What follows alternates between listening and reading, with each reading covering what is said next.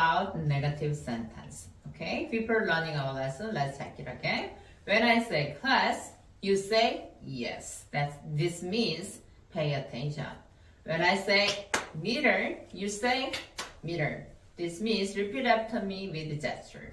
When I say teach, and you say okay, this means you have to teach me again. Alright, so, and before starting our lesson negative, let's check again. What is a verb? Verb is an action word. Verb can tell the time. So be verb is one of the verbs. So what is a be verb? Meter, is, and are, they are be verb. Can you teach me? Teach. Okay? Is, and are, they are be verb. Right. If there is a sentence, if it contains be verb, how do you make a negative sentence? Meter. To make a negative sentence with be verb can take not. Okay? Is not, am not, are not.